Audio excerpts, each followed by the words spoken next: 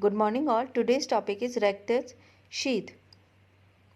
Rectus sheath is an aponeurotic sheath covering the rectus abdominis muscle. It has two walls, anterior wall and posterior wall.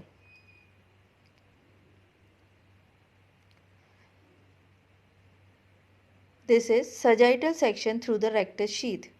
In this diagram we can see this is rectus abdominis. This is anterior wall of rectus sheath. This is posterior wall of rectus sheath. Anterior wall, it is complete.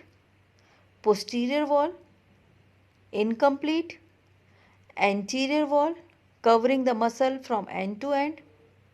It is firmly adherent to the tendinous intersections of the rectus abdominis muscle. These are tendinous intersections of rectus abdominis muscle.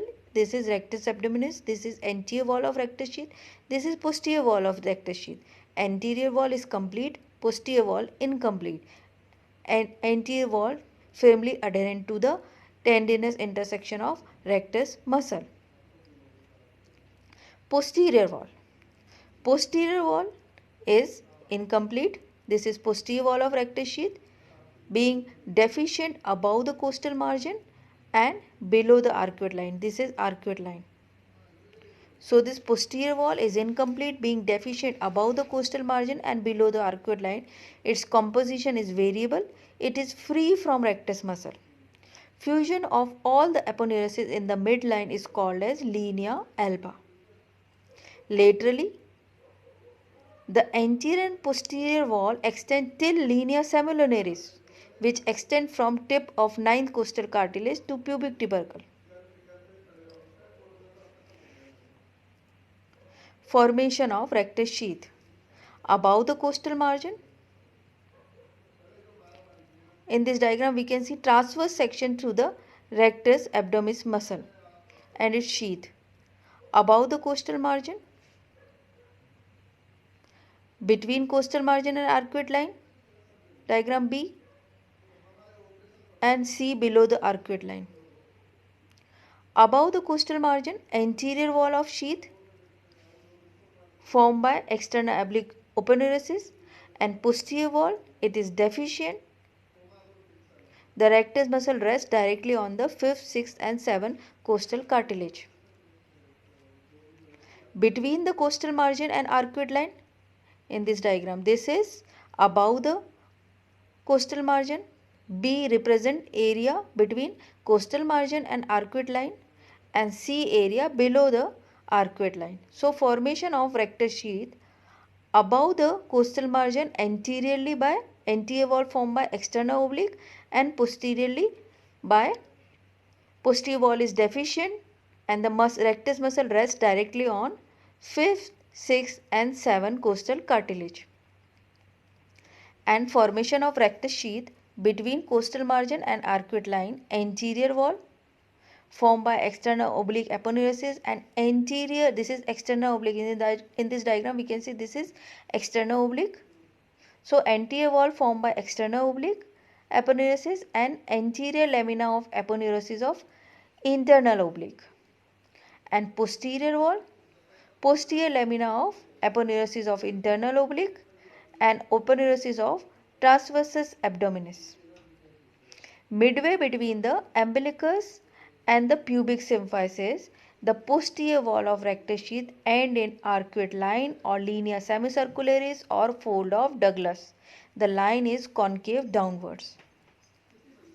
So formation of rectus sheath between the costal margin and arcuate line, anterior wall formed by external oblique and anterior lamina of internal oblique, posterior wall formed by internal oblique and aponeurosis of posterior lamina of internal oblique and aponeurosis of transversus abdominis.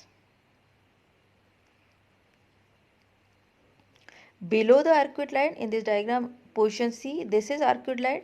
So formation of rectus sheath below the arcuate line, anterior wall formed by aponeurosis of all the three flat muscle of abdomen, external oblique, internal oblique and transversus abdominis. So anterior wall formed by below the arcuate line formed by aponeurosis of all the three flat muscles of abdomen. The aponeurosis of transversus and internal oblique are fused, but the external oblique aponeurosis remains separate. And posterior wall, it is deficient. The rectus muscle rests on the fascia transversalis. So posterior wall is deficient. Rectus muscle rests on the fascia transversalis. Now contents of this rectus sheath. Number 1 is muscles. Number 1 muscle is rectus abdominis. This is the chief and largest muscle. And number 2 is pyramidalis. If present, lies in front of lower part of rectus abdominis. Number 2 content is arteries. Number 1 superior epigastric artery. This is superior epigastric artery. This is inferior epigastric artery. Superior epigastric artery enters the sheath by passing between costal and xiphoid origin of diaphragm. It crosses the upper border of transversus abdominis behind the 7th costal cartilage. It supplies the rectus abdominis muscle and anastomosis with the inferior epigastric artery. The inferior epigastric artery enters the sheath by passing in front of arcuate line. Next content is veins. Number 1 superior epigastric vein, number 2 inferior epigastric vein. The superior epigastric vein commitants accompany its artery and join the vena competens of internal thoracic vein. An inferior epigastric vein committant accompany its artery and join the external iliac vein. Next is nerves. These are the terminal part of lower 6 thoracic nerve, including lower 5 intercostal nerve and subcostal nerve. Functions of rectus sheath. It checks bowing of rectus muscle during its contraction and thus increase the efficiency of the muscle. It maintains the strength of anterior abdominal wall. New concept of rectus sheath. Rectus muscle is formed by, according to new concept, rectus sheath is formed by decussating fibers from 3 abdominal muscles of each side. Each form a bilaminar aponeurosis at their medial border. Fibers from all 3 anterior leaves run obliquely upward while the posterior fiber run obliquely downward at right angle to anterior leaves. Anterior sheath of rectus, both leaves of external oblique aponeurosis and anterior leaf of internal oblique aponeurosis, and posterior sheath, posterior leaf of aponeurosis of internal oblique and both leaves of aponeurosis of transversus abdominis. Fibers of each layer decussate to the opposite side of sheath. Fibers also decussate between anterior and posterior sheath. The 3 lateral abdominal muscle may be said to be digastric with a central tendon in the form of linea alba.